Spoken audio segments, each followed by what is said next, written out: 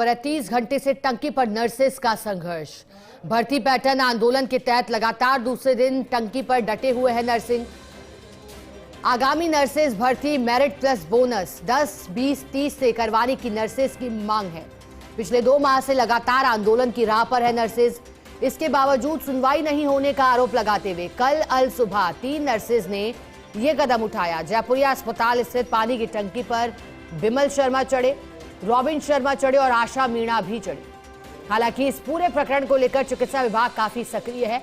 उच्च स्तर के निर्देश पर निदेशक अराजपत्रित राकेश कुमार शर्मा भी कल पहुंचे थे मौके पर, लेकिन समझाइश के दौरान लिखित आश्वासन पर अड़े हैं नर्सेस।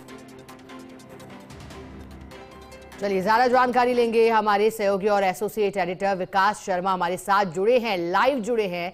विकास, 30 घंटे हो गए, 1 दिन और आधा दिन, लेकिन क्या जो मांग है नर्सेस कर रही है जिसे लेकर के ये कदम उन्होंने उठाया है, आज क्या संख्या कल से ज्यादा दिखाई दे रही है विकास, और मांगे क्या है इनकी प्रमुख?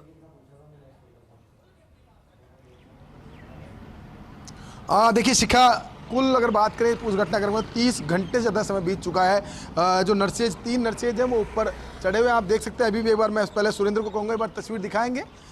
थक चुके हैं। कल पूरी शाम और रात बरसात हुई थी, उस बरसात के दौरान ऊपर टंकी पे मौजूद रहे और कह सकते हैं 24 घंटे से अधिक समय ऊपर बीत चुका है। तो उसके बाद में एक कह सकते हैं हिम्मत जो टूटने वाली स्थिति है वो जरूर पड़ गई। लेकिन दूसरी तरफ मैं आपको तस्वीर दिखाता हूँ कि पूरे राजस्थान से कल रात को ये सूचना थी कि पूरे राजस्थान से नर्सेज हैं वो जयपुर में एकत्र होने वाले हैं, और उसको देखते हुए प्रशासन पूरी तरह से अलर्ट था। अलर्ट मोड पर रहने के साथ ही आप देखिए चारों तरफ पुलिस का जाब्ता तैनात किया गया।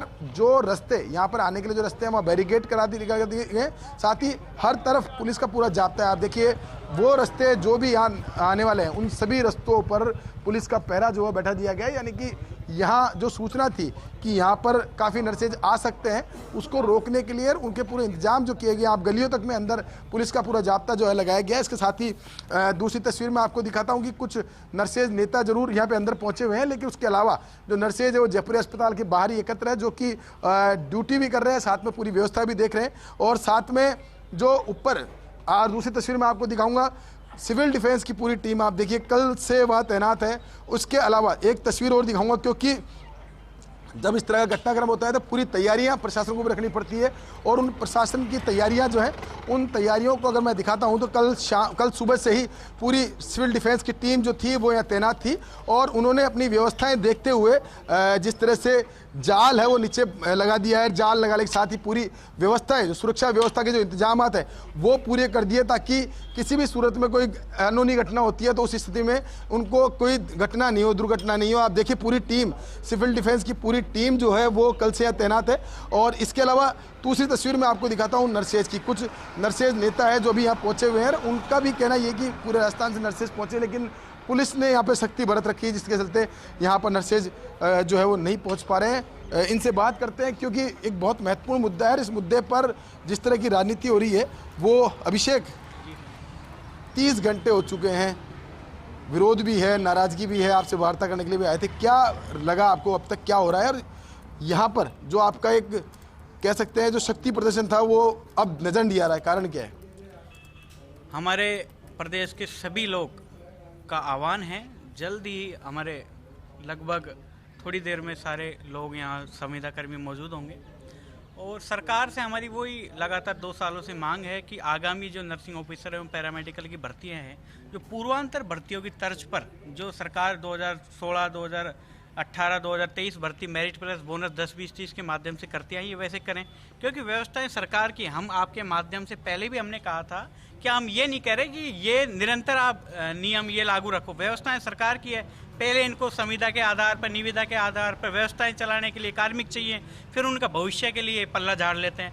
हम आज भी ये कह रहे हैं कि आप आज तक टिल डेट घोषित करो कि आज के बाद हम कोई भी बोनस के प्रावधान का नहीं रखेंगे, हमको कोई दिक्कत नहीं है, फिर आप एग्जाम से करो ना, कौन मना कर रहा है? पहले इनका भविष्य तो तय करें आप। हमारी पहले वही मांग कल से आप यहाँ रुके हुए हो, क्या लग रहा है, क्या ऊपर उनसे कोई बातचीत हुई, क्या उनकी स्थिति ऊपर? अभी हमारे साथियों ने हमको इशारा करके बताया है कि उनके पास अभी तक पानी भी नहीं पहुंच रहा है। प्रशासन को हमने बोला हुआ है पानी तो कम से कम पहुंचाओ उनके पास। अभी तो उनके पास पानी भी नहीं है। हम वो आपके सामने हमें कल भी बात हुई थी, सरकार से एक ही बात रख रही थी, आज मतलब 7 अगस्त 2026 तक टिल डेट घोषित कर दो, कि आज के बाद हम बोनस नहीं देंगे, कोई संविदा कर भी नहीं लगाएंगे। तो हम क्यों करेंगे?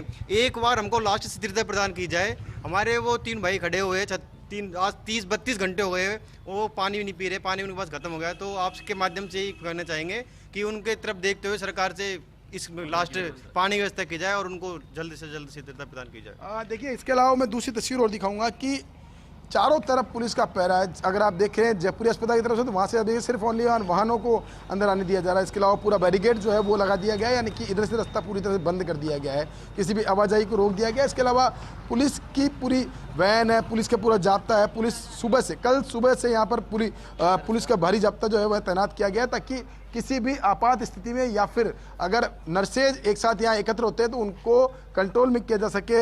हालांकि अभी तक पुलिस अपने जो प्रयास है उनमें सफल भी रही है। नर्सेज अभी तक यहाँ एकत्र नहीं हुए, लेकिन अभी दावा किया जा रहा है कि 1 से 1.5 घंटे के अंदर पूरे राजस्थान के नर्सेज जो है यहाँ जयपुरी अस्पताल के बाहर एकत्र होंगे और उसके बाद में आगे की आंदोलन की रणनीति बनाई जाएगी। जी बिल्कुल, जैसा कि विकास आपने कहा कि आगे के आंदोलन की रणनीति अभी तय की जाएगी, क्या होता है आगे वो देखने लायक रहेगा। लेकिन विकास, अब तक क्या दिखाई दिया?